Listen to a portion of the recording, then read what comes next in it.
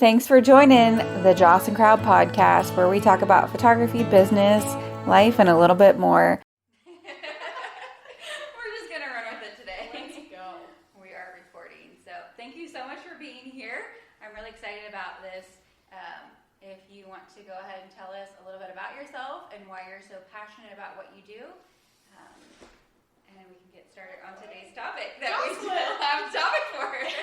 Yes. That is such like a big thing. Like, tell me your whole life story in 2 seconds.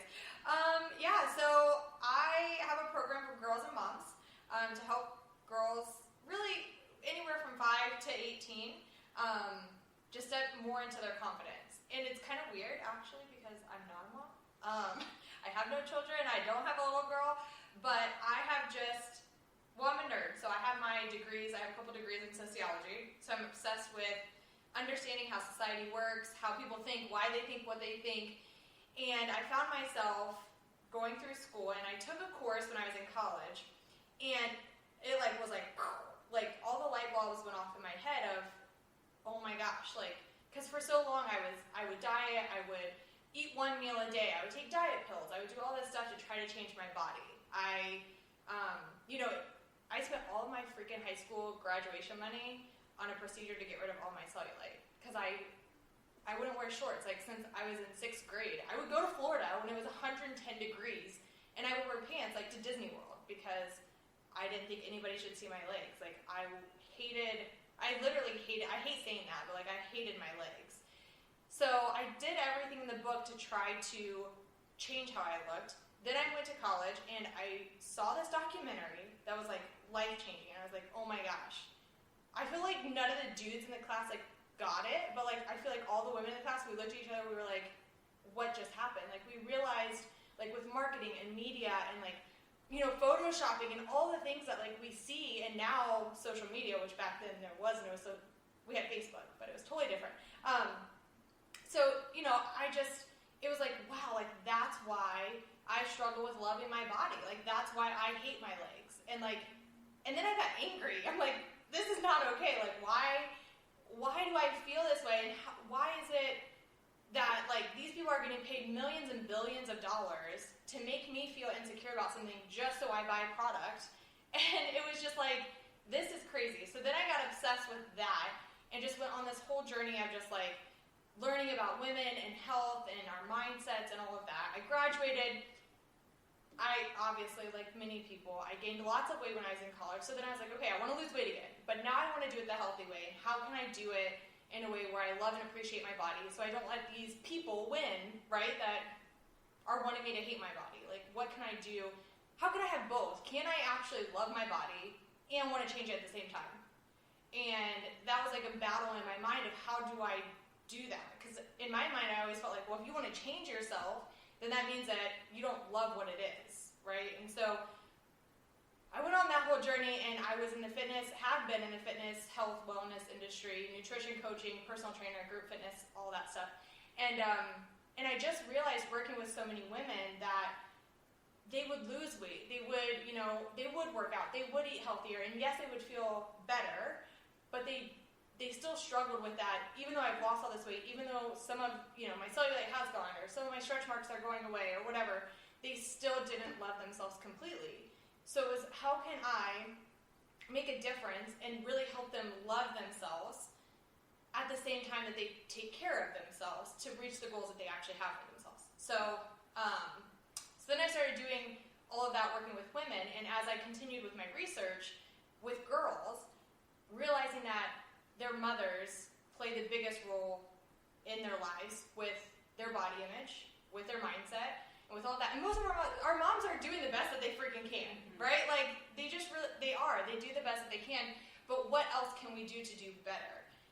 And so, yes, I run retreats for girls, we do mentorship and stuff like that, but the biggest part of that is the mom. So how can I help more moms love and appreciate their bodies, use positive language, right, and have healthy relationship with food and fitness and all of that so their daughters follow in their footsteps? Because none of us do what our moms tell us to do. We do what they do. And so that's kind of where all of this has started with my passion for society, understanding women, moving into the health and fitness space and then saying, okay, there has to be more, and how can we do something about it at an earlier point? And that's where I was like, let's create a program for girls where their mom or a female figure in their life is part of it, where we can open that communication. We can have that conversation around confidence and self-love and so forth. Have those, right? Like, I didn't learn about self-care when I was 10, 15. Like, I didn't know what self-love was or what a healthy routine was. Like, what is a nighttime routine? What is a morning? Like, what are affirmations? What is personal development? What is all those things that many of us are learning now as adults? Like, what if we started teaching girls at like 10 years old, hey, you say affirmations before you go to bed. When you look in the mirror, it's not to look at, your body and pick it apart. It's actually to look at yourself and realize how beautiful you are and say everything that's perfect and wonderful about you. Like, if we could start that earlier, I just believe that we'll see a bigger transformation as girls grow into women. So, that was a long way of saying that. No, I love it. So, I actually wrote a book earlier this year, and in it I talk about very similar topics that you just touched on. And I remember I was probably about 17 when law of attraction was a huge thing. That back then, I'm like 39, so it's been a while. Yeah. But I remember writing on a mirror, and I had a whole list of like, I'm beautiful, I'm confident, and I was bullied really, really bad, and I was made fun of a lot, and I am a spitting image of my mother. Like, God just said copy paste and made me. Yeah. Especially when I got into my like early 20s, and she was younger than she is now.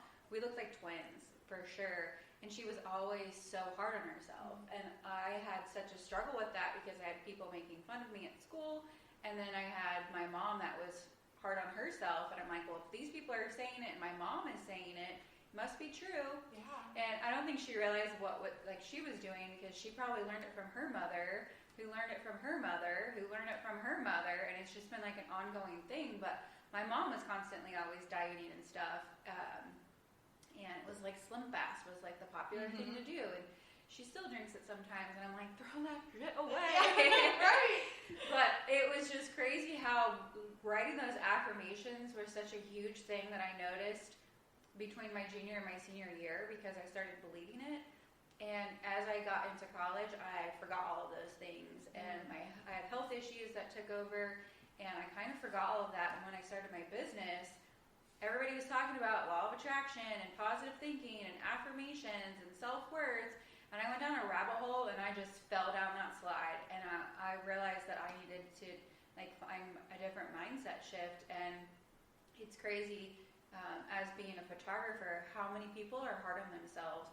And my mentor even said one time, she was photographing a 92-year-old woman, and the 92-year-old woman was picking herself apart. And she just stopped, and she goes, it never stops, does it? We just never love ourselves.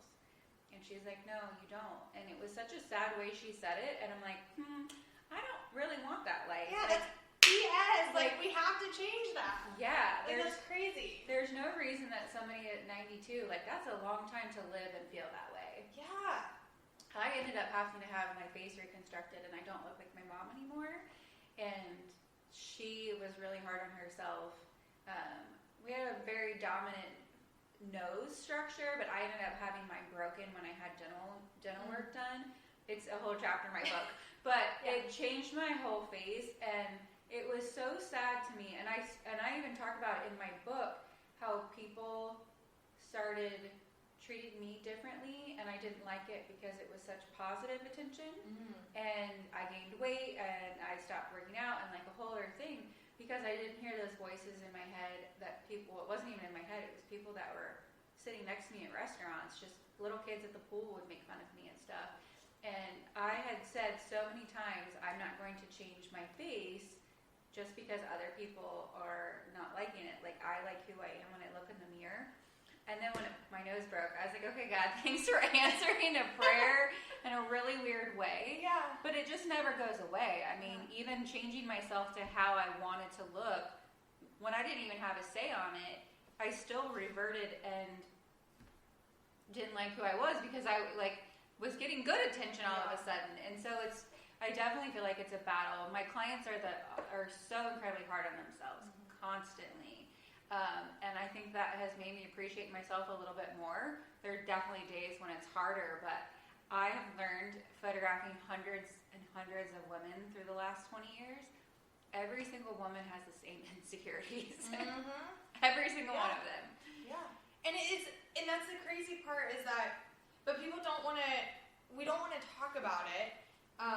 We do, right? I mean, think about it. Like, anytime you're, like, with girlfriends, people always, or they start out, business owners. I'm like, for the love of goodness, can we please stop starting a video and saying, please excuse the way I look today? Yes. Like, you know what I mean? Like, why am I excusing that? Like, you're a human. Thank God that you're here. Like, why are we apologizing for being alive and being here? Nobody showing up. Right. You showed up. I mean, that's one of the biggest struggles is being a business owner. You literally hit record. Be proud of that. Yeah, and like that's a struggle for so many people. And I know that is like that is an insecurity. It's like, okay, now I'm pushing play and now I feel, or record and now I feel weird.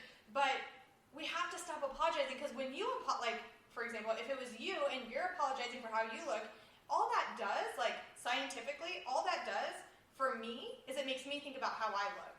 It's not about you. I don't care how you look, right? Like, if you have messy bone, whatever, most of us don't care. But anytime, and that's the whole thing going on right now for me that I battle with is, I love the body positivity movement. Like, I love that, we're talking positive about our bodies, all of that. But actually what we're finding is that it's not helping anyone. Because when you keep showing me that you have cellulite and you have stretch marks and you have all this, all that it does, because we're all creatures, we're all humans, we instantly just think about ourselves. So if you're showing me, yay, I have cellulite, and I've posted lots of those videos and pictures. Like, that's what I used to do, is I'm like, hey, it's cool. Like, I have cellulite, I'm trying to appreciate it, so if you do, that's right. We're trying to relate, so I understand. But all it does is make the person think about their body. Yes. And we think about our bodies enough. Like, way too much. So, like, how can we stop thinking about that? How can we stop apologizing? Again, because when we apologize and we make remarks about how we look like crap today, or I'm a hot mess, or I'm this, like, there's little girls that hear us. And I always revert to little girls because I'm like, they're the next generation. And I don't want them to be the 92-year-old upset taking pictures because of how they look. I want them to be confident in who they are. Now, there's only so much we can do, because obviously there's still society and there's still media and all that kind of stuff. But the immediate people in their lives, like, we can make a difference by how we talk or don't talk about our bodies. So I heard one time in the whole self-development journey that I went through that the first 7 years of your life is how you're formed for the rest of your life. So the principles and the ethics and all the things that are instilled in you are things that you're observing the first 7 years of your life, which also is very similar to fears, because you're only born with two fears, the fear of loud noises and the fear of falling. Every other fear is learned. So we're literally being programmed before we're 7 years old, all of these things, and you're learning that from your parental, your whoever's raising you. Right. And I had a friend that, I know it's not just moms, I had a friend that her dad was very critical of her, and she gained a lot of weight because of it, and had the opposite effect of what she was achieving, because her brain just was not functioning at the normal capacity, because she was always stressed, like, oh, I can't let him down, and that was exactly what was happening. She was just manifesting that into her life, and it just didn't create a very good relationship. But that's who her father, that was her father figure. Yeah. And I think that is such a huge thing, is I don't have kids either, and I'm around my friends with kids a lot, and for a long time I wasn't around kids at all, just because I lost my ability to have kids, so it was just kind of emotional for me. Yeah. But now I see, like, they literally are around cell phones. Cell phones were, I could literally live without cell phones. It is not my favorite thing. I'm on a weird generational age gap there, but social media, I think, is also very toxic, and I'm saying that from somebody who has thousands of followers. But it drives me nuts when somebody picks up a phone and they're taking a photo and they say the same thing. They're like, oh, I'm so sorry, or my photo looks bad. I'm like, that's just your cell phone. Like, that's a horribly made lens from somebody that was like, I'm going to create a camera with apps and social media that makes phone calls, and has nothing to do with how they actually look. One of my friends tagged me in some post the other day that was like a true mirror, and it's like seeing yourself as how other people see you.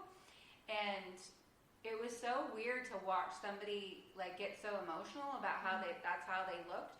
Because they had only ever seen cell phones, and like cell phones invert them, and like the mirror itself was kind of weird. I don't know the whole scientific thing with it, but our brains are not meant to have that poor image of ourselves. Like, we're not made for, I mean, it's crazy how many people are hard on themselves nowadays just because of what, like you said, the beauty industry,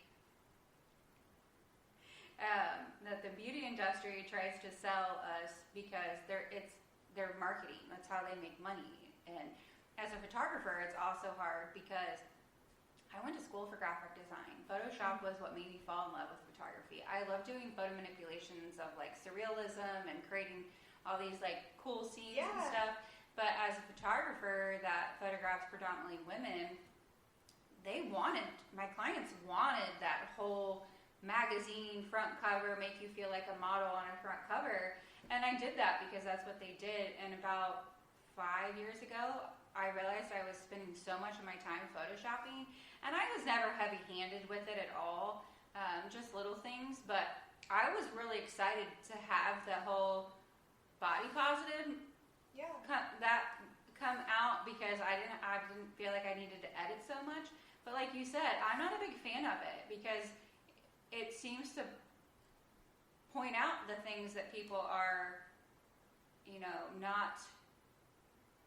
It's not that you, like, what you focus on grows. Right. And I think that that's what they started doing. It was like, it almost became popular to have all of these problems with yourself, and then people were focusing on it, but it didn't fix the mind work. It just fixed the perception that everybody had when they posted on social media. Yeah. And then I would have clients that would come to me, and it would be the opposite. Now they're like, why can't I love myself? I should love my body as it is. I know that I should because of the body positivity movement. Like, I know I should love myself, but I can't. So what's wrong with me?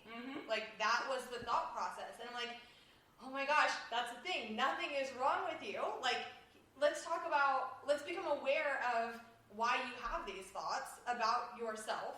And like, let's figure out what we can focus on instead of focusing on your body. Like, so for me, it's like, I know one of the things now coming out is like body neutrality. Like, let's just say we have a body.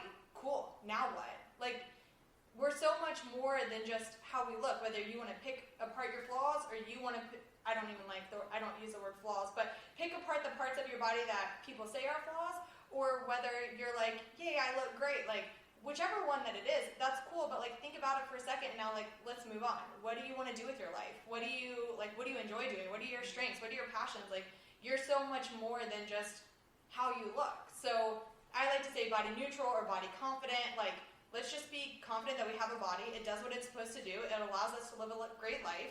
And now let's go live life.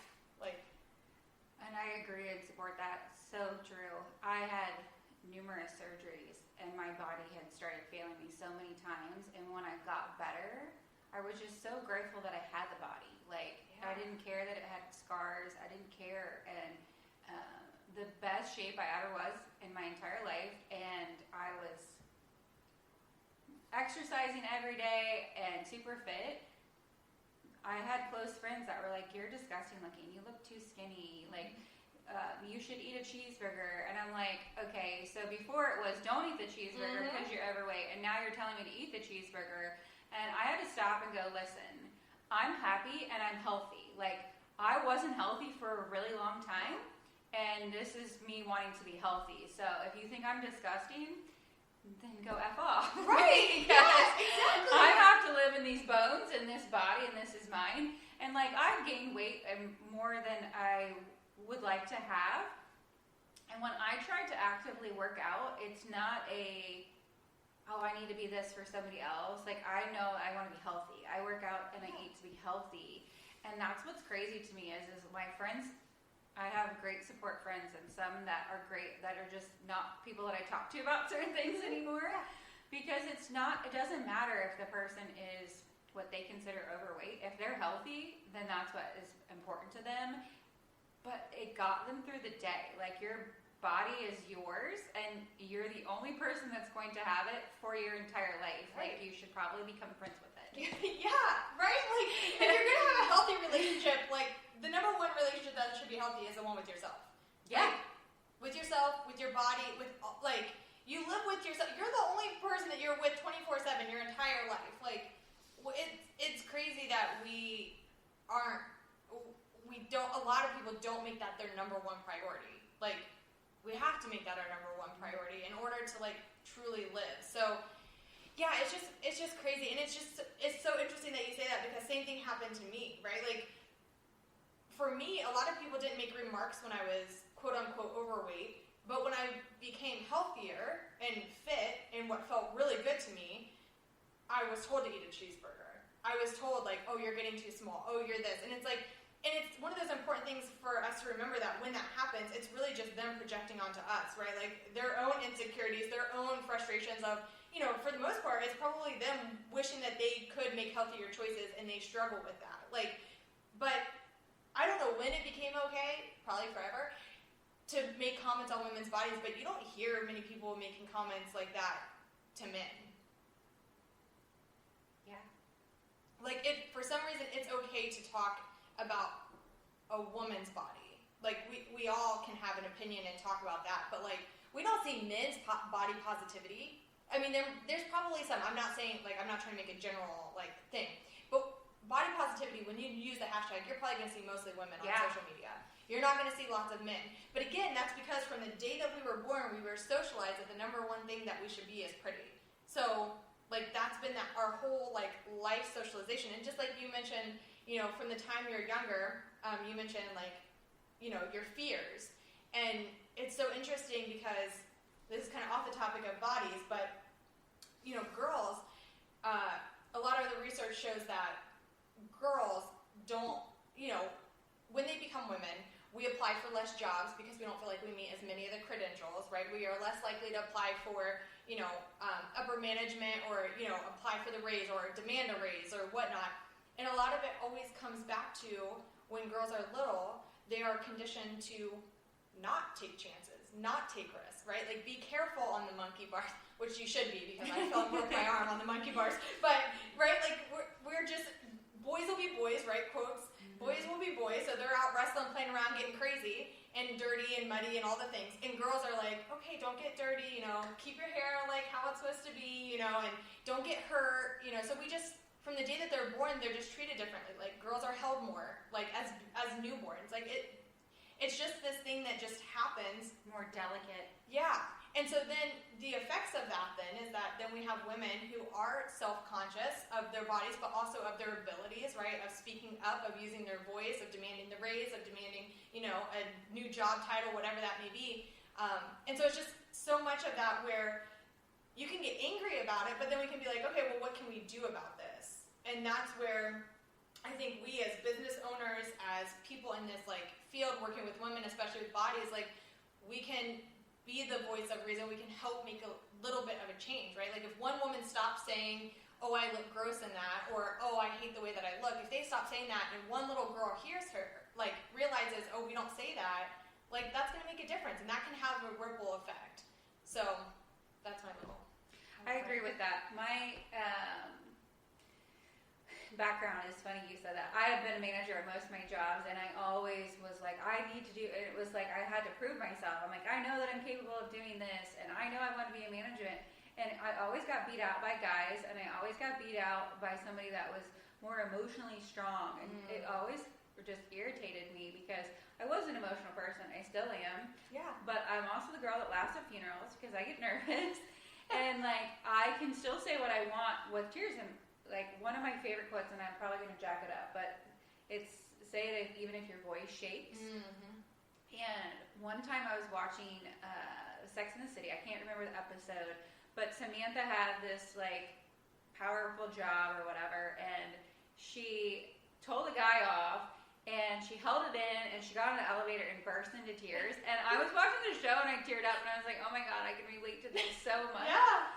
Because we're told that we can't have, like, all these feelings. And I remember, like, trying to ask for raises or ask for promotions or ask why I didn't get the job. And it was kind of funny because at one of my old jobs, we called them the boys club, and we knew, like, we knew that we could be the most qualified person in the room, but none of us were going to get the job because the boys club got it. It was always this group of people that it was like as soon as somebody else was part of the boys club, we knew that we were never going to get that management position. And when I started my own business, it felt so empowering to be like, you know what, I didn't need you guys, and I know that some of them are still doing the same job, and I made more in my business the first year of my, like, first full calendar year of my business. I made more in that year than I did in like 3 years working at my previous job. That's awesome. And so it was like, I didn't need them. And so like finding that voice and just being like, well, this doesn't work for me. But I was always, I wouldn't say always, I definitely like enjoy dressing down, but I always try to have on the pencil skirts and the high heels and dress really professional. And everybody was always like, oh, you're not meant for here, you're meant for New York, you're meant for fashion shows, you're meant for this. And I feel like I kind of got discredited now that looking back, because even as a business owner now, I wear jeans, I wear t-shirts, they're more comfortable when I'm rolling around in the cameras, and it's not about me, it's about my clients anyway. Yeah. But when I first started doing that, I felt so inadequate, and sometimes I still do, and I'm like, you know what, it doesn't matter what I'm wearing, it's the photos that I'm taking, it's the experience I'm giving, and it's not always just about our own bodies, it's about how we do things. And I feel better when I have lashes done and my nails done and stuff like that, and I think that that's good too, to figure out things that you can do to help yourself. But when the filters came out on cell phones, I still cringe. Like, I'll do the funny Snapchat ones with like the dog ears and stuff, but people put so many filters on their images now that it's just heartbreaking, because in 20 years they're going to look at those photos and they're going to show their kids and be like, Mommy, that doesn't look like you. And it's because she didn't care about herself. She was, not that she didn't care about herself, but she didn't have the self-worth just to accept that's how she was. Yeah. And that's, I always struggle because when I'm on Instagram and I'm like trying to do a story, my lighting's not great sometimes, so I want like a bright filter. But then like I go through all the filters and then I put one on myself the other day. I was like, oh, this makes it look brighter. And then I realized that it like gave me freckles and like it made my lips like, it gave me lipstick or something. And I was like, what is that? That's not what I wanted. I want the brightness, but like I couldn't find something that just made it brighter. It always like changed, or the one that's like faux foundation. I'm like, wow, my skin is really, really like, you know, like that's not normal. Like nobody's skin looks like that. Like nobody like in normal real life looks like that. So yeah, it's just, and see, and I had the opposite situation. I worked in higher education for 5 years at the university, and I was told as soon as I started that I needed to put my credential, like my MA, my credentials behind my name to get more respect, to get more people to respond to my emails. I was like, you're kidding me, right? Please tell me you tell every man that comes in here that he needs to put his credentials after his name. Like, I don't know. Maybe they do, but I doubt it. But I was like, so you're telling me that nobody in this here is going to respond to me unless they feel like I have good enough credentials for them? Like, what? And I found myself like opposite. Like I would dress down, or like, you know, because I was working with like a lot of professors, so I would like wear all black and like try to just like slick my hair back, you know, and all the things that we do to like fit in and try and make it like, you know, make us seem like we belong. But yeah, I was like, wow, that's crazy to me. So it's so funny. You just reminded me. So I started going to networking meetings when I became a business owner. So I could, I've been a business owner for 13 years, but I went full-time 8 years ago. So when I say when I started going, it was when I was full-time. So it's in the last 8 years. And the first couple of meetings that I went to, and I introduced myself, and I'd be like, yeah, I'm Jocelyn, I'm a photographer. And they're like, oh, well, what do you do? And I was like, well, I do these portraits. And they're like, well, what do you do for income? And I'm like, I'm a photographer. Like, that's what I do for a living. And somebody was like, your husband must make a lot of money. Like, they were just so degrading about things. So one of the meetings I went to, I actually, side story, I made a TikTok recently about, I was at a bar one time, and a guy was like, oh, it's nice to meet you. Like, what do you do? And I was like, oh, I'm a photographer. And he's like, well, that's a cool hobby, but like, what do you do for a living? And I was like, I think my mom's calling. And I got up and walked away. Because I was like, I'm not even dealing with this, but I feel like at a networking event, like I couldn't do that. So like my mom had another side story. Full of side stories. But I love it. my mom had 3 wedding bands. Like, it wasn't the rings that they got married with, but she eventually got new ones. And she had 3 bands, and the thought process was when she passed away, she was going to give them to her 3 daughters. She had them engraved and everything. Well, my grandmother ended up passing away, and they left things for my mom and their siblings.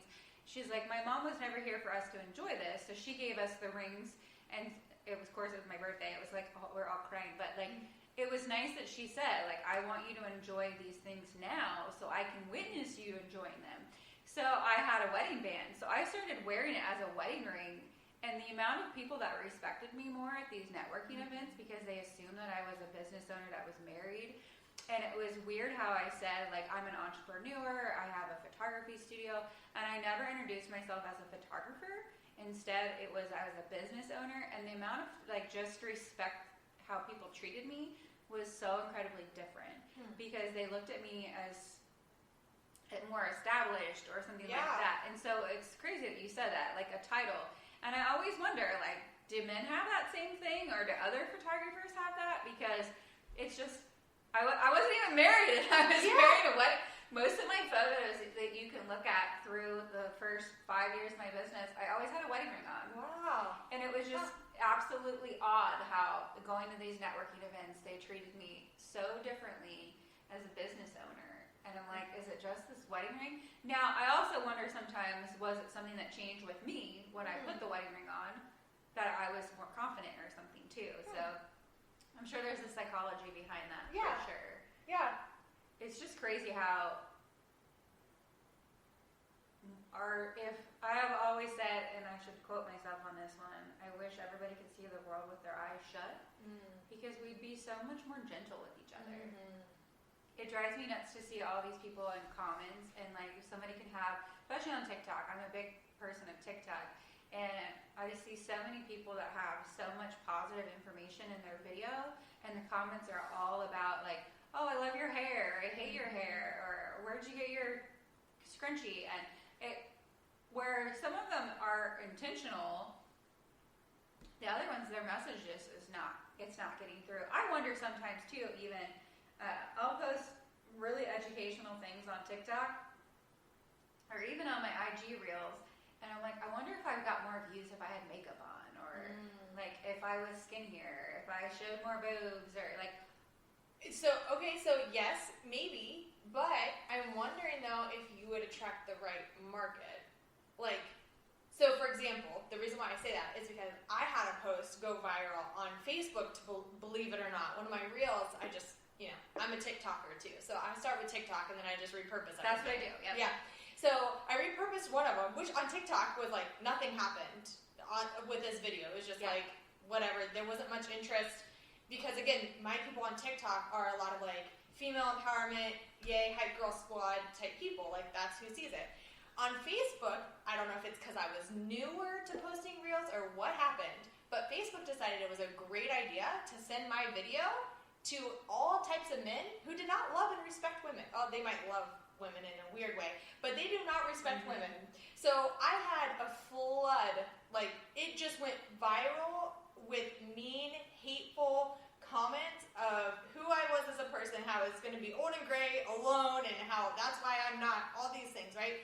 The meanest comments ever. I then started getting men messaging me upset that I wasn't responding to the comments. Like I ended up having to like stop alerts coming to my phone because I was like, I mean, you guys are dumb, but like eventually it ends up wearing on like your mental health because you're like, I'm seeing 24/7 all these mean comments. So I learned, it took me a day, but I learned how to stop like seeing the things. But I was like, I'm not going to delete your comments because Facebook's paying me for these reels. So like, keep the comments coming, but I just don't want to see them.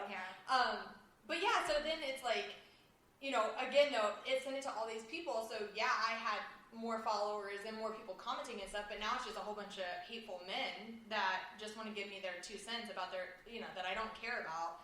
So if we were more makeup or had bigger boobs or whatever, would it increase our views and stuff?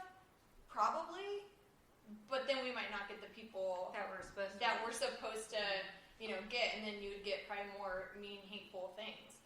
But yeah, it's just always interesting to me. I should say always, I need to stop using all those big words.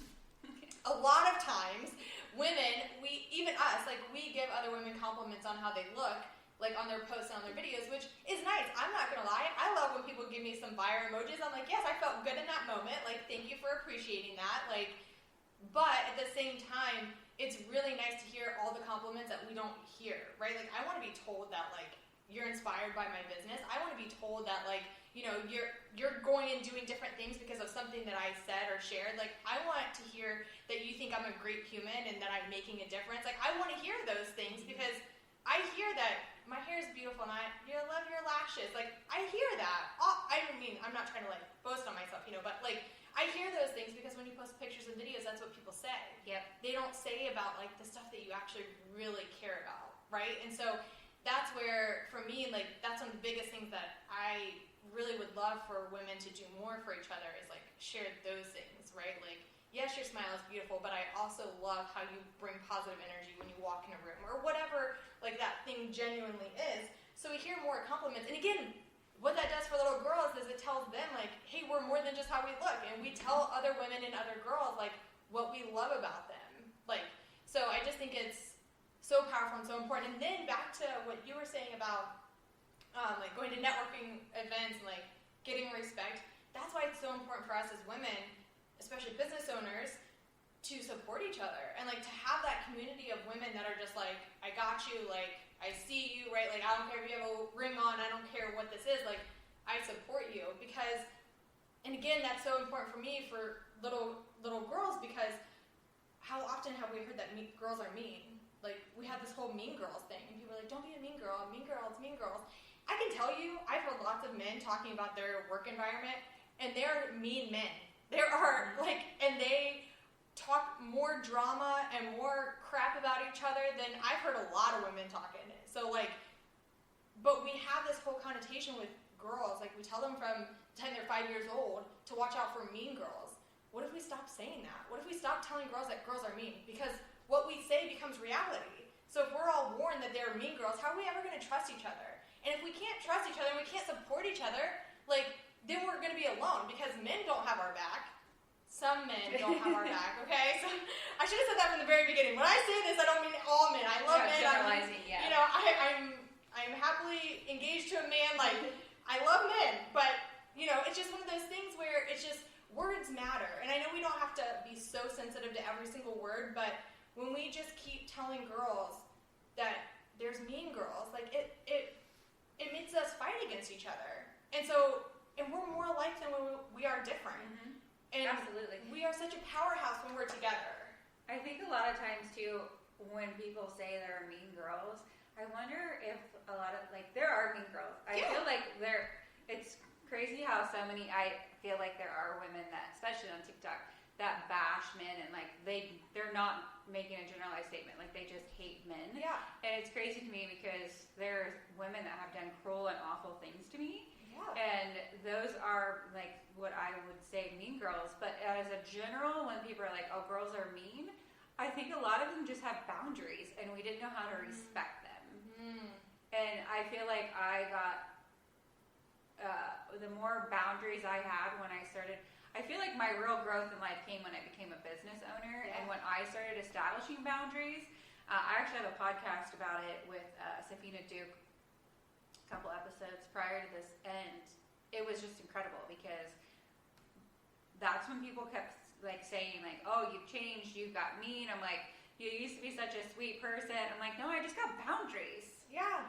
And I think a lot of times we don't do that with our own self. When my friend would say, like, oh, you look disgusting thin, like, I couldn't imagine saying that to anybody. And that's what she said. She's still one of my friends.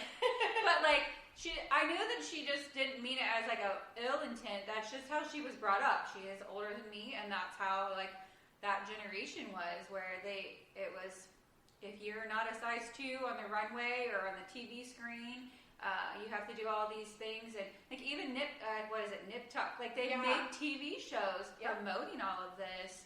And to me, I think I've had 17 surgeries. I've been very unhealthy in life.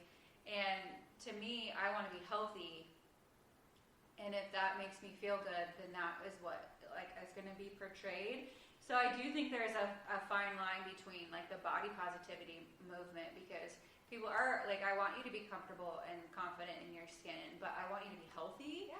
And that goes for physically, mentally, and emotionally. Mm-hmm.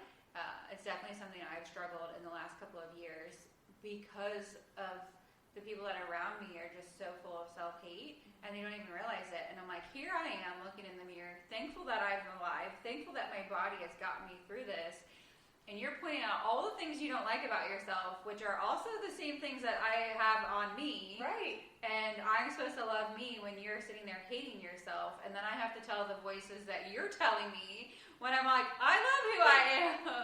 Yeah. It's so hard. Yeah, it's such a battle. It's just, and there was something that you said, and I really wanted to really expand on that, and now I forget what you said. But no, it's so true, and that's why it's so important that we're so careful with what we say when we need to be careful with what we say when we're by ourselves. Yeah. That's first of all. Like, we have to be careful with that because, again, what you think becomes your reality. Like, so we have to stop. I don't want to say stop because I don't believe with how much, like, pressure and the years that we've spent, like, being told that our bodies are wrong, that I think it would be very challenging to get to a point to where you're 100% 24/7, you're like, yes, I love my body. Like, I think it's very hard to think that would become a reality. And so for a lot of people, I just believe that it's not about stopping those thoughts, it's just becoming aware of those. Like, when that thought comes in your mind, what can you do instead, right? Like, so when I start thinking, oh, I hate my cellulite, what can I think instead, right? Like, what can I can appreciate my legs. Like, what do my legs allow me to do today, right? Like, we can just become aware of those so we can shift them, so then that way we can have, like, a new thought process. So we have to get into a healthier relationship with ourselves, but we have to also be careful with what we say around other people, because like you said, right, like, we're just thinking about, okay, well, you're talking about let's use belly rolls, right? Like, you're talking about your belly rolls, I have them too, like, and you can see mine, so what are you thinking about me, right? So then our thoughts instantly go, okay, well, if you're judging yourself,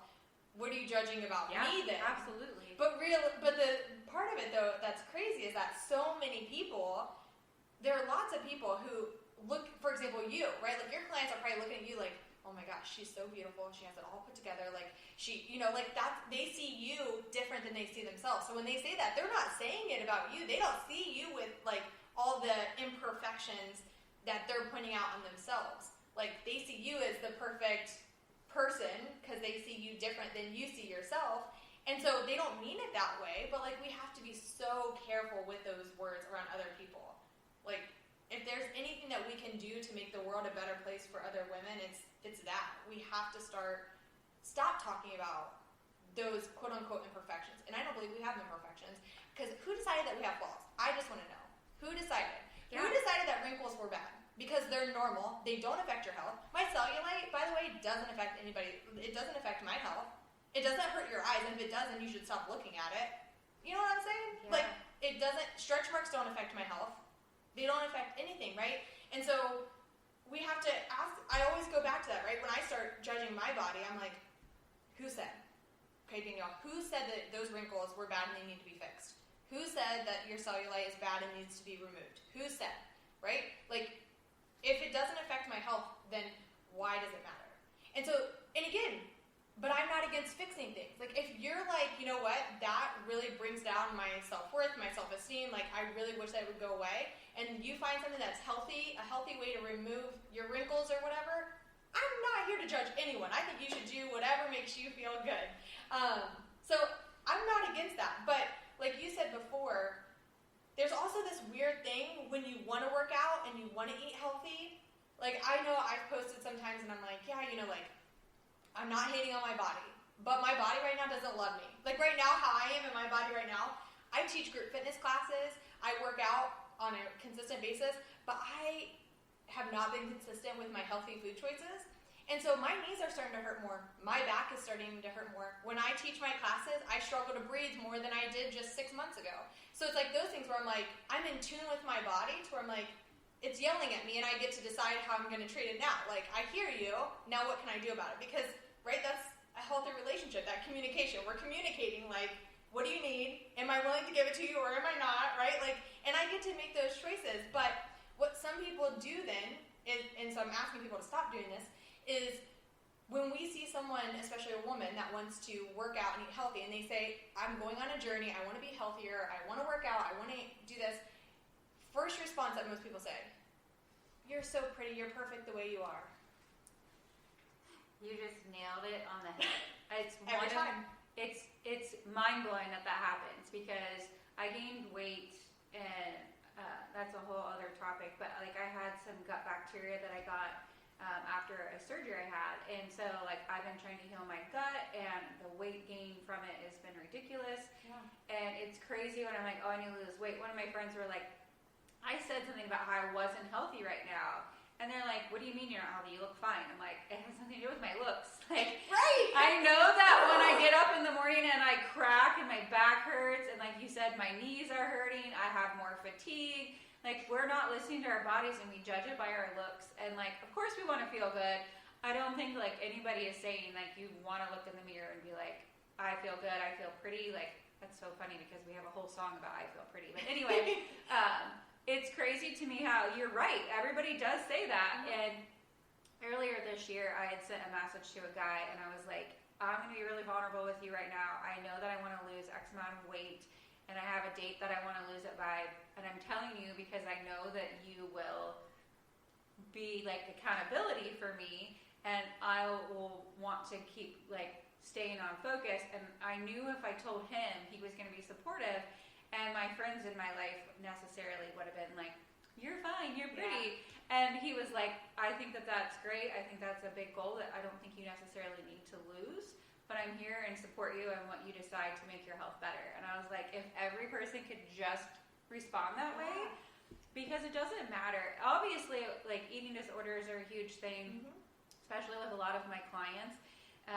And it's crazy to me how people will be like, oh, you need to post more curvy girls, you need to post more bigger girls. And I'm like, well, one, it's just lighting and posing. I even posted one time a photo of me and had people guess my weight, and I was really vulnerable with it. And some of them guessed it like point on, and like the way they said it, like I was okay with that because obviously that was the weight I was.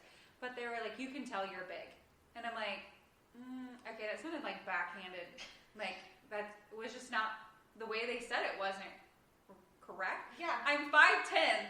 You have to be bigger to, like, somebody made fun of my feet one time because I wear a size 11. I had lost 100 pounds. That's another backstory, but I had polycystic ovarian syndrome with endometriosis. And I don't talk about that very much because it really wasn't a huge diagnosis right before I had my hysterectomy. But I had gained like 80 pounds in 6 months, and then I lost 100 pounds in a year. And so like I've been really unhealthy and been very healthy. So I've been on all the different like realms of everything. And it's crazy how people, like my shoe size went to 9 at that point, and then I was back at 11. But people would be like, man, your feet are so big.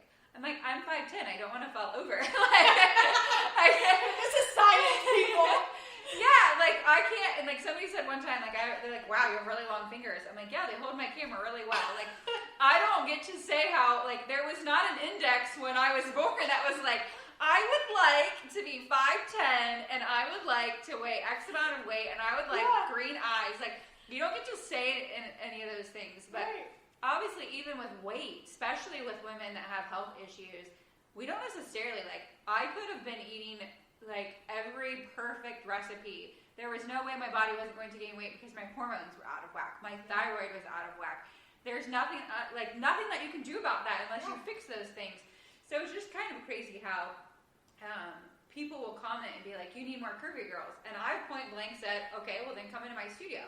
Let me show your photos. Oh, you won't. You won't sign the model release because you're afraid of the judgment, just like the other girls were afraid of it. Yeah. But I'll photograph somebody that I know that has worked trying to gain weight. People forget there's people that have had eating disorders that are trying to gain weight, and they'll post it and literally comment on their photo, you need to post bigger girls.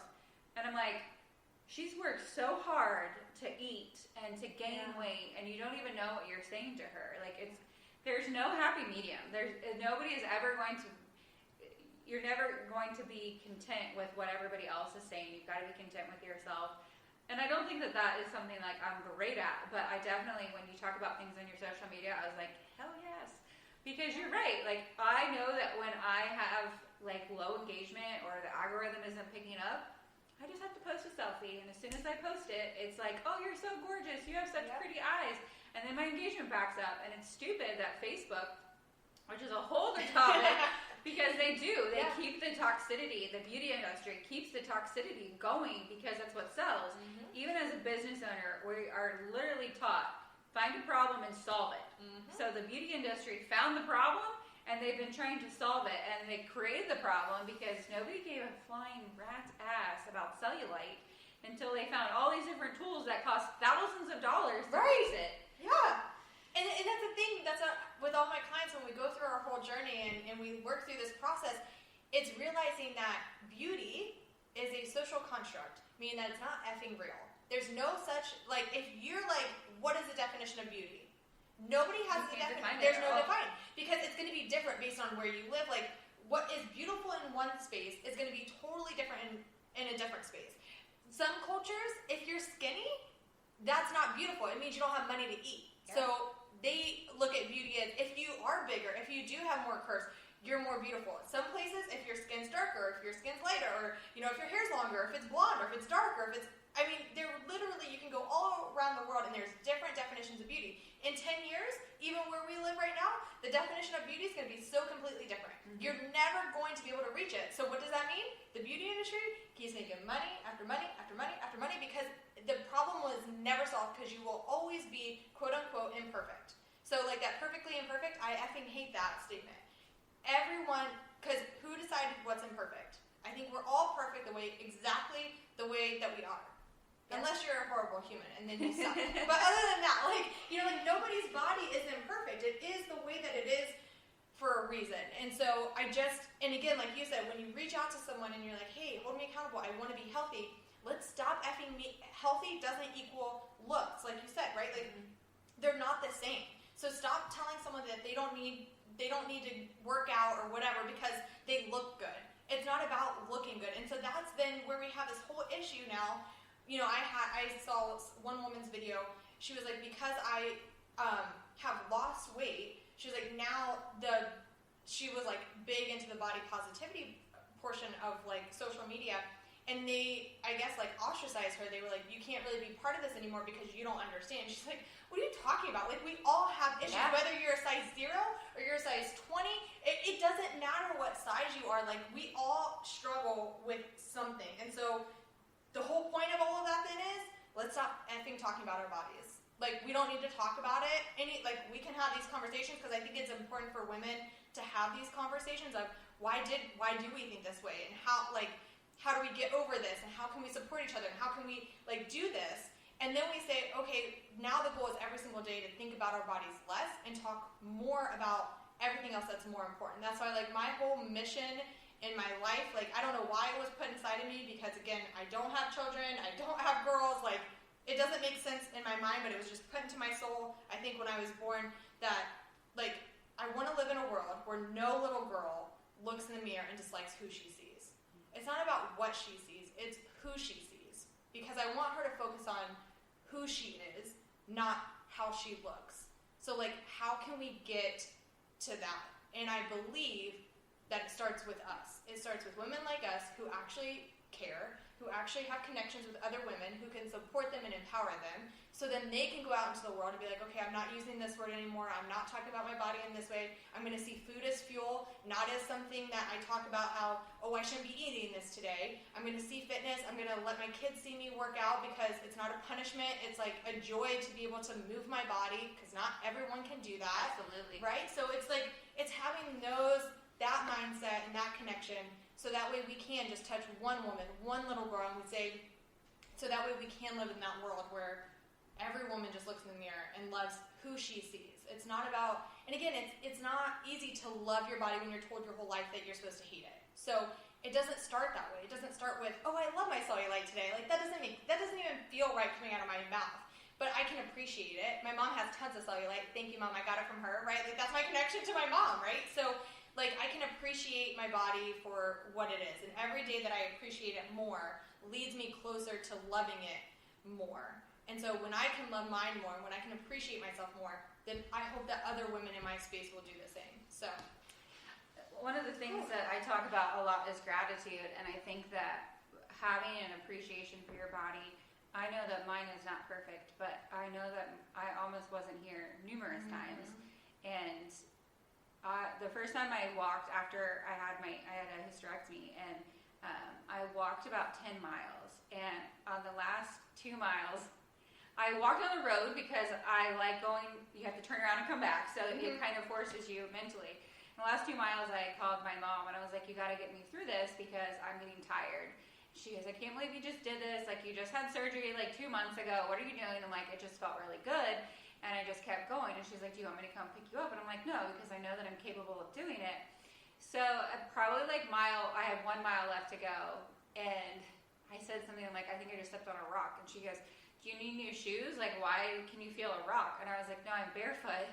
And she's like, why are you barefoot? And I was like, well, there's blisters that I started getting on mile 8. And she's like, wait a minute. Oh my gosh. She's like, you're literally walking on the road barefoot these last miles to get home. And she's like, Jocelyn, are you freaking crazy? And I was like, I mean, a little bit, but it felt so good. And like, I remember going and soaking in a bathtub. And one of my friends a couple of days later, they were like, why did you walk 10 miles? And I was like, because for the last several years, I couldn't even walk to the bathroom.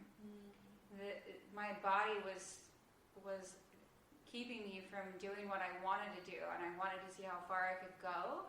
And I think that is like a mental strength that people just don't realize. Like, I'm huge into boxing. I started doing boxing years ago, and like they always talk about like how the last round has nothing to do with strength. It's all mental work, and you have to literally push through. One of the trainers did something that was really incredible, and I love how he does it. And he always played, I think it was Eminem as the song, but he'd always turn off the lights. And he's like, you can't see your competitor. It's pitch dark. You're tired. They've kept hitting you. They've punched you. You're down. And he'd have us take a knee. We'd be sitting there on one knee, like this, the sweat dripping off of our bodies. And he was like, and when those lights come on and that song comes on, you're going to go and you're going to give it your all. And it has nothing to do with the muscles and the strength. It's knowing that you've come this far. And I think that like mental aspect of like, it's such a blessing because I haven't always loved myself. I got bullied horrifically. Like I used to say, I was so glad that social media wasn't around because I probably would have killed myself. The bullying was so real. It was so bad. And it was crazy to me when I had my surgery. I had a nose reconstructive surgery and some sinus reconstructive surgery, and somebody had said to me, like, I think that you are going to have your business is just going to take off now because people are going to see that you're confident now. And like, I know that it was genuine that she meant that, but I was confident before. Yeah. She just didn't see that because all she saw was the hurt that people were saying when they were making fun of me. And I still get that sometimes when I post on social media.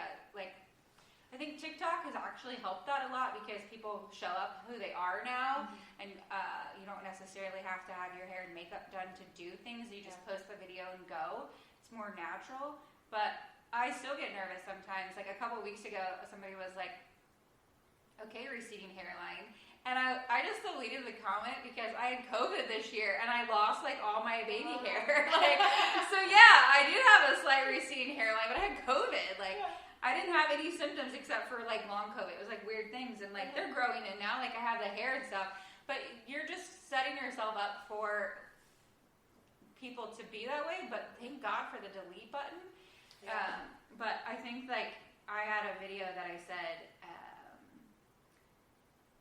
I forget what made me do it, but everybody thought I was being mean to myself when I made a Facebook status about it, and then I made a TikTok video or simultaneously or whatever. And I said, imagine saying the things to someone else that you say to yourself. And people are like, oh, Jocelyn, you're gorgeous. It's okay. Like, and I was like, no, like, listen to what your voice is telling you. Because it was so crazy to hear how everybody was so mean to themselves. And it was like, oh, I need to lose weight. Are you healthy?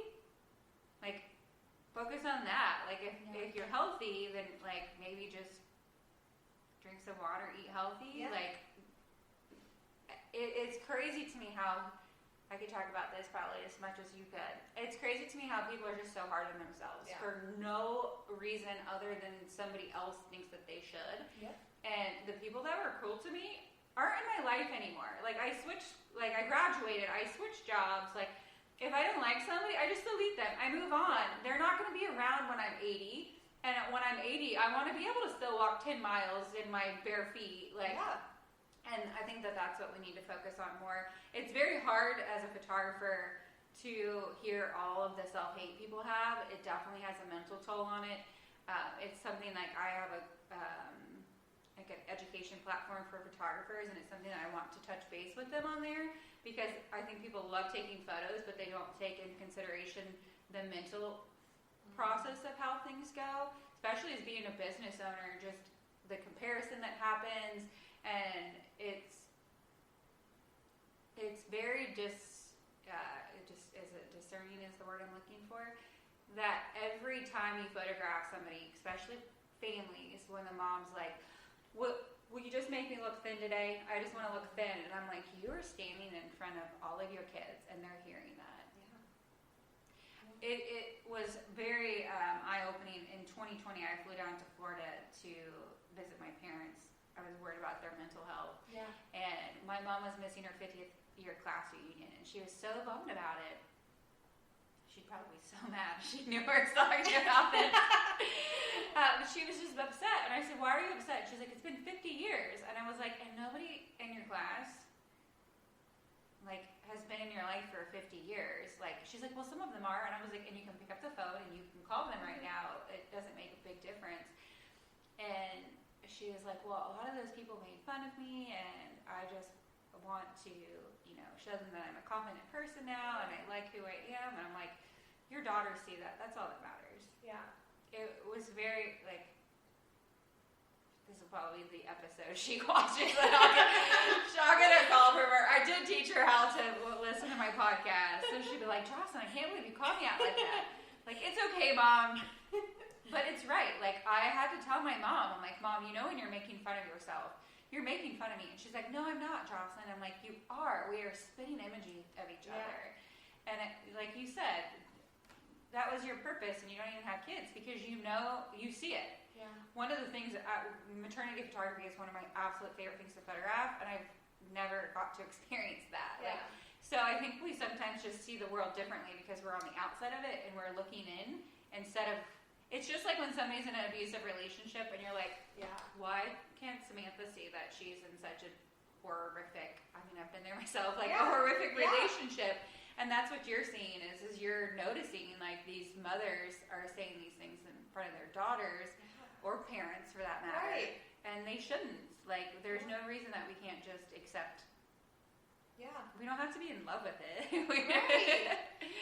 I know that, like, I get Botox, and I haven't gotten it in a while, but when I got it, it had nothing to do with the actual wrinkle. It was the fact that I felt like I was giving myself headaches from scrunching up. Mm-hmm. And I remember saying, like, oh, I got Botox. And someone was like, you didn't need Botox. I was like, I know I didn't need it. I got it because I was getting sinus headaches, and my face was crunching.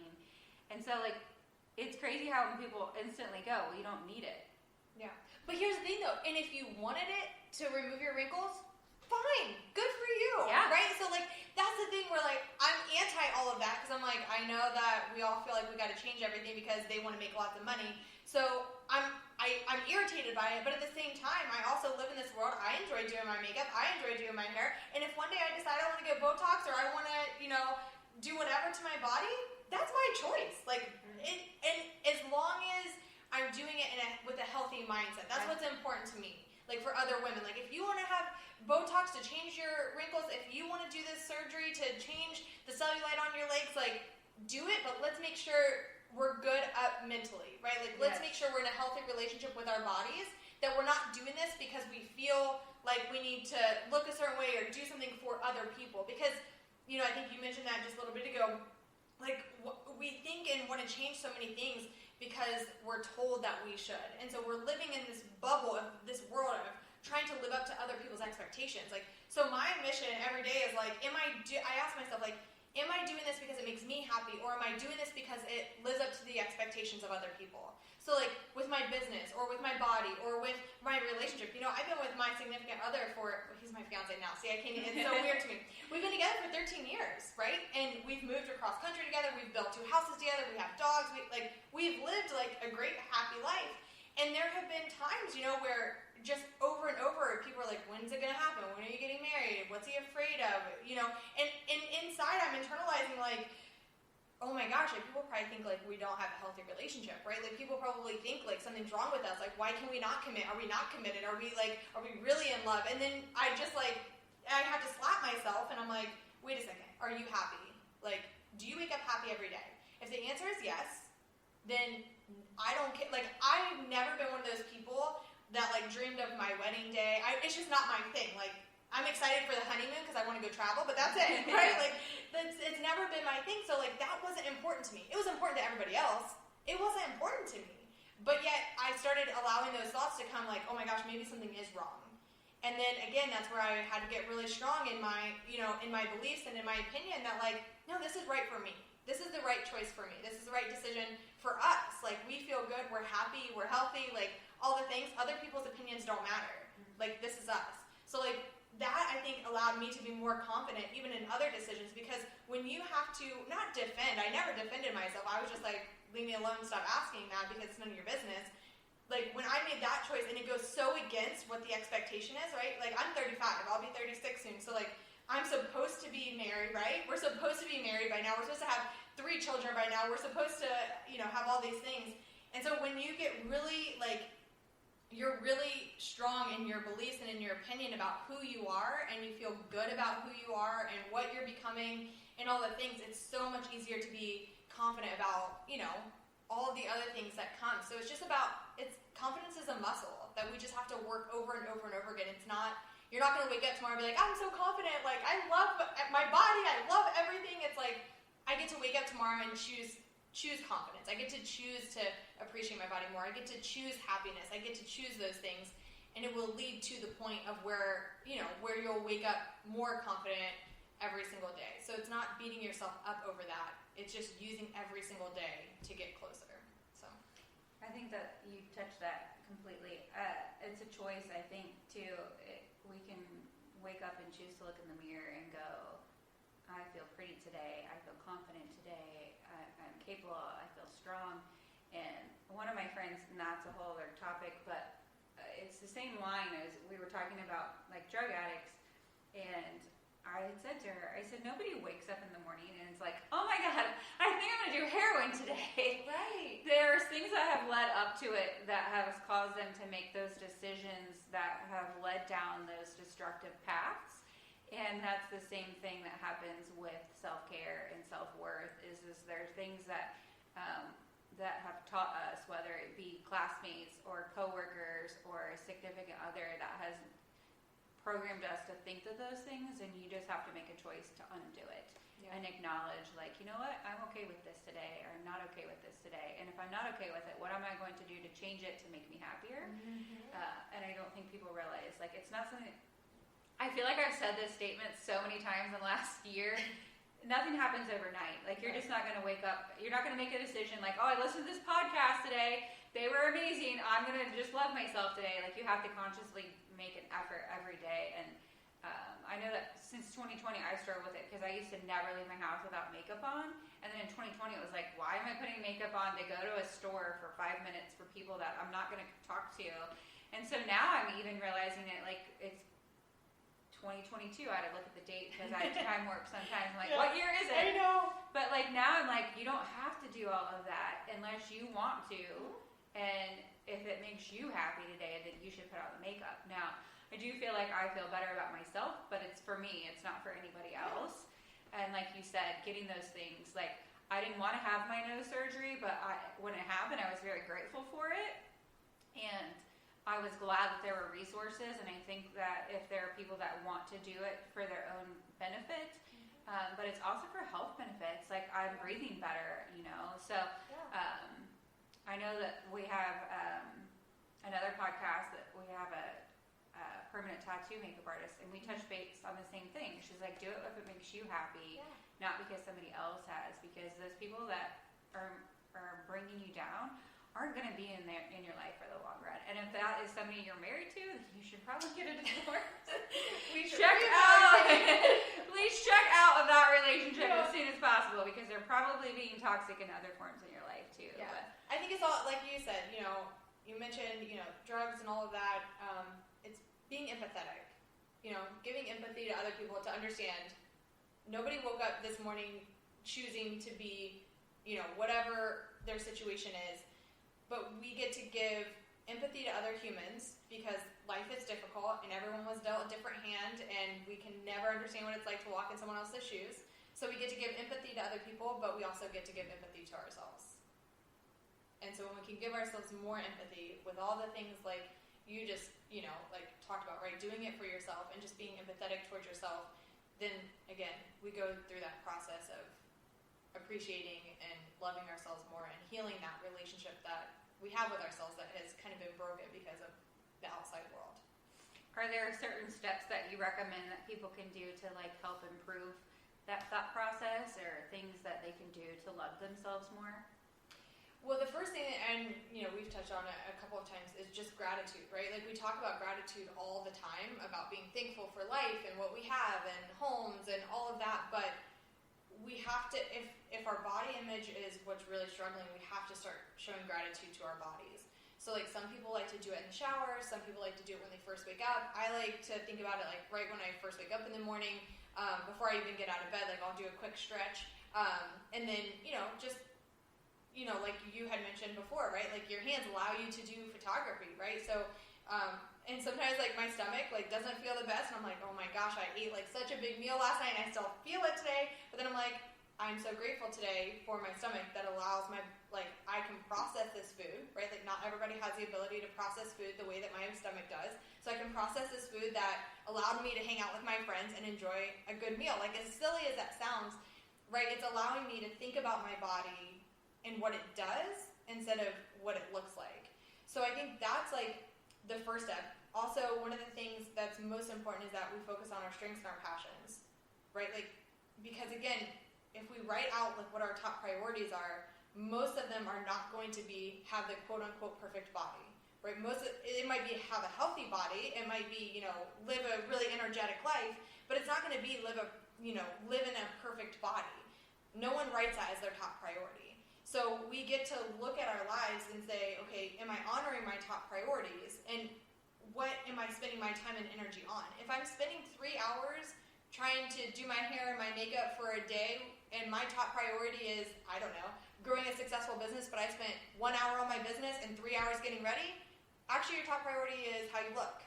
Mm-hmm. You just showed me. So we get to evaluate. I like to do a time audit with my clients of your time audit, and then also your financial audit, because your time and your money will tell you what your top priorities are. So we get to figure out what our priorities are and live according to them. So with little girls, right? If we're talking about helping them build their confidence, we're not necessarily going to talk about bodies. We're going to say, okay, what are you grateful for, right? We can talk about gratitude and include bodies in that. But the most important thing is that she focuses on her strengths, because by the time she's in second grade, she's already trying to dumb herself down. Not get good grades, not seem smart, that's just science. The research shows us that that's what girls do.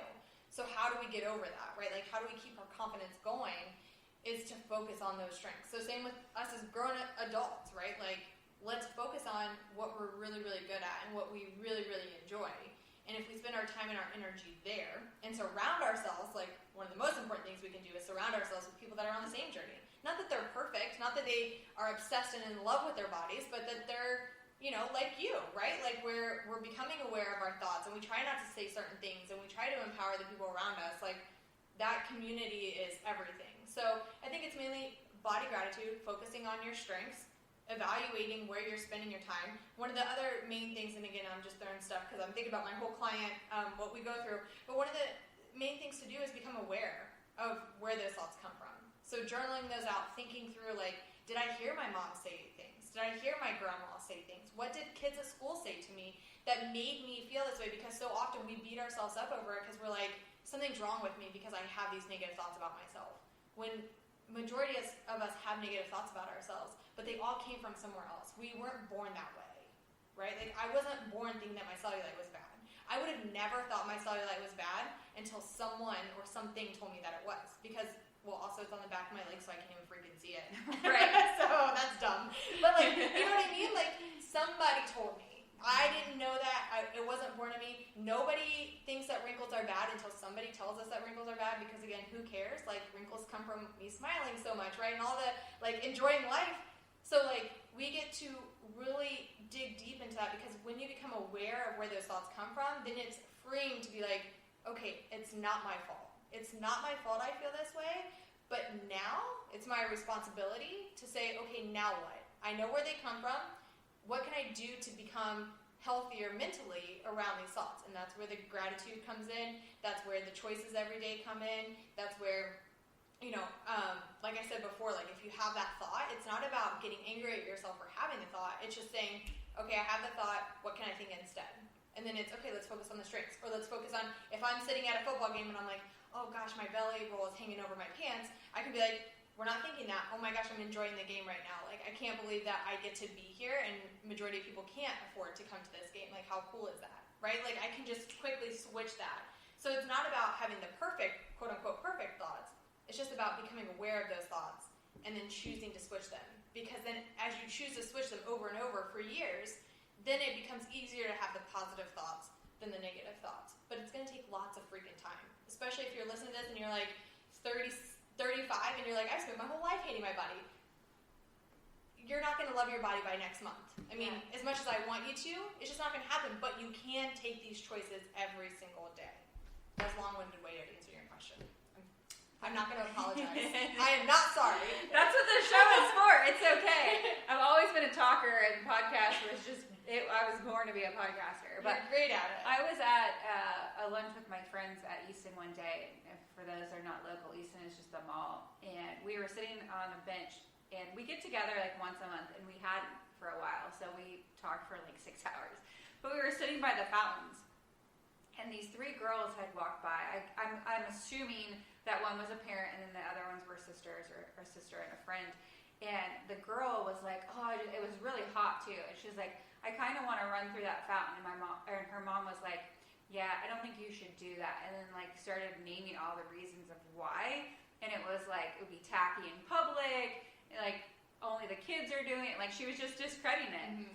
And I literally looked over at my friends. I'm like, how many times have we wanted to run through a puddle, but we didn't because somebody else told us not to, but we just missed out on that fun. Mm. Like it was a hot day, and it literally like 3 minutes later started downpouring, just torrential. There was a beautiful rainbow and everything. And my friend said, she goes, there are so many times when I've not done something because somebody else said I shouldn't. And she goes, and I do miss out on it. And it's crazy how like people plant those seeds. And when you said that, I remember running in track, and I loved running. I'm not good at it, but I love doing it, so I still do it anyway.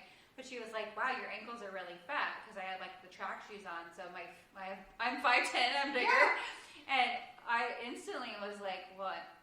I have very large bones, like I'm 5'10". I was in high school, so of course like I was giant compared to everybody else. Yeah. And I still think about that, about my ankles, every time I put my shoes on. And I even got a tattoo on my ankle trying to make it look skinnier, and like all these different things that we do. And all of those things like just drive me nuts, because how many times have we not worn the shorts? How many times have we not gone to the party because we didn't have something that, you know, we thought our friends would like. I have such a great circle of friends now that I know that I can show up looking like a hot mess. Yeah. And like, I'm like, did I brush my teeth before I left the house? And they wouldn't even care. Like, yeah. They would just open up their door. And I think 2020 probably helped that a little bit. But it's so much nicer to have friends that we just love being around each other. And it doesn't matter what we are. But they're also the same ones that are texting, I'm proud of you. I was thinking of you today. You're doing great. You inspired me to. Like, all the things that you said.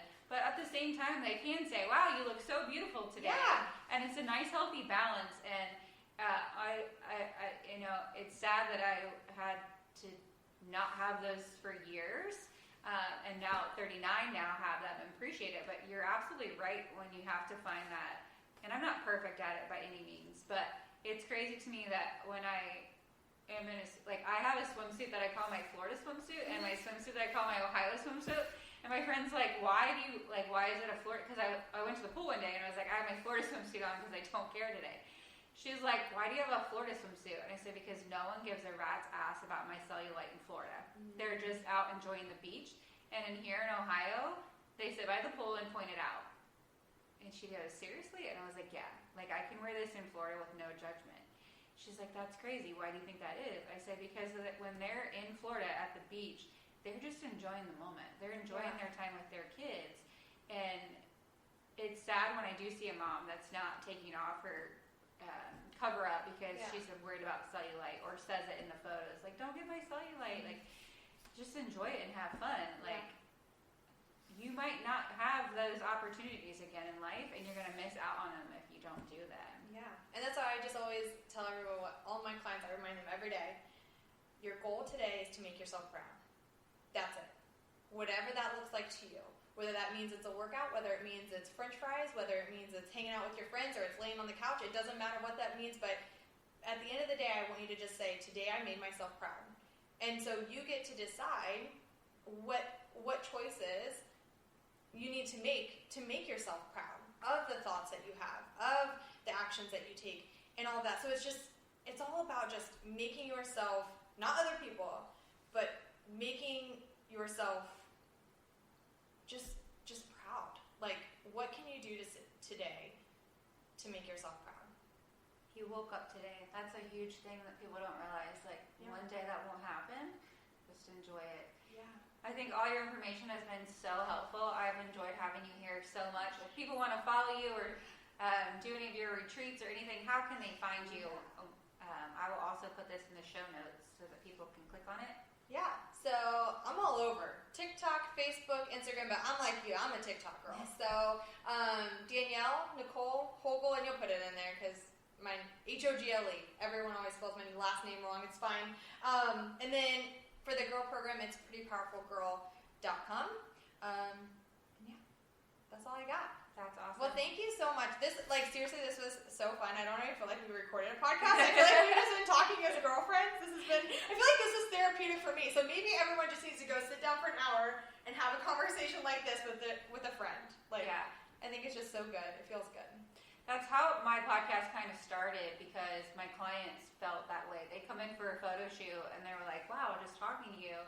It was funny because people were like, oh, I want like a 30-minute photo shoot. And I'm like, I don't really time them. And they're like, well, how do you plan? I'm like, well, sometimes they just get derailed and some people start talking about things and then we have a conversation. And then I realized it wasn't just the women. Like, guys would come in for a headshot. Like, I had a guy came in for literally a 15-minute headshot and we talked for 2.5 hours. And I was like, I'm sorry to take up your time. And he was like, but I've enjoyed the conversation. He goes, I don't really want to leave. Like, this is, like, it's been so fun to talk to you about things. And I'm like, yeah, I always used to get in trouble. And I wanted to name my podcast Talks Too Much in Class because I was the girl that always got in trouble for talking in class. And that name was already taken. But that's when I was like, I need to have a podcast because that's what it feels like to me is sitting down and having conversations. But it's not just for us. Like, if this found somebody, if they searched it and found them, I want them to be like, wow. Because not everybody has girlfriends that they can sit down with. They don't have a mom that, had, the epiphany of I should love myself or they had the mom that was always constantly dieting and, all that stuff. So I'm hoping that the podcast is designed to reach who it needs to reach. And that's why it's not one specific. I don't like the word niche. It's not, I'm not a big fan of it. I have different little tiny niches, but I'm hoping that this podcast reaches the right people, and especially this episode because, and I think too, like I know that you focus on like mothers and daughters, but I have seen a need for it with men. I think that a lot of guys will reach out to me and say like, I actually photographed a guy too, like his wife was very abusive and degrading, and he did a photo shoot to try to find that confidence again. So it's not necessarily like mothers and daughters. It can be mothers and sons. It can be father-son too. And just observing how everybody treats each other, we have to do better because I think our generation grew up on the magazine front covers, the diet pills, the trends, and it can consume you for sure. So thank you so much for being here. Well, that's all we have for today's podcast. We thank you so much for joining, and I hope that you have a fantastic day, and we will catch you next time with the Joss and Crowd podcast.